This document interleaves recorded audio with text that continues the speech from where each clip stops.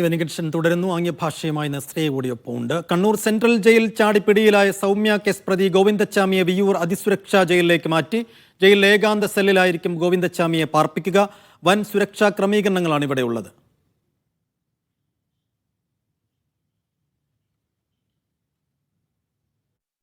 കണ്ണൂർ ജയിലിലെ സുരക്ഷാ ക്രമീകരണങ്ങൾ പോലും വെട്ടിച്ച് കടന്നുകളഞ്ഞ ഗോവിന്ദച്ചാമി ഇനി വിയ്യൂർ അതിസുരക്ഷാ ജയിലിൽ.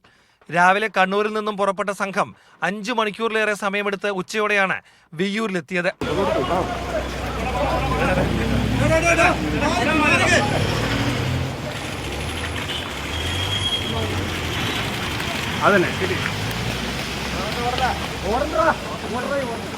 ഉടൻ തന്നെ നടപടികൾ പൂർത്തിയാക്കി ഗോവിന്ദച്ചാമിയെ ഏകാന്ത സെല്ലിൽ അടച്ചു. 3 ഘട്ടങ്ങളിലായുള്ള സുരക്ഷയാണ് വിയ്യൂർ ജയിലിലുള്ളത്. 4.2 മീറ്ററാണ് സെല്ലുകളുടെ ഉയരം. ചുറ്റും CCTV ക്യാമറകളുണ്ട്. തടവിലുള്ളവർക്ക് പരസ്പരം കാണാനോ സംസാരിക്കാനോ കഴിയില്ല. ഭക്ഷണം എത്തിച്ചു നൽകും. പ്രാഥമിക ആവശ്യങ്ങൾക്ക് പോലും പുറത്തു പോകാനാവില്ല. ബാത്റൂം സെല്ലിൽ തന്നെ.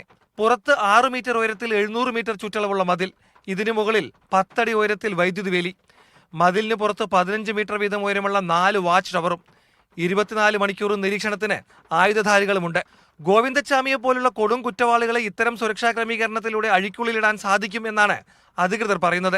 അപ്പോഴും ജയിലിലെ ജീവനക്കാരുടെ എണ്ണത്തിലുള്ള കുറവ് ആശങ്കയാണ്.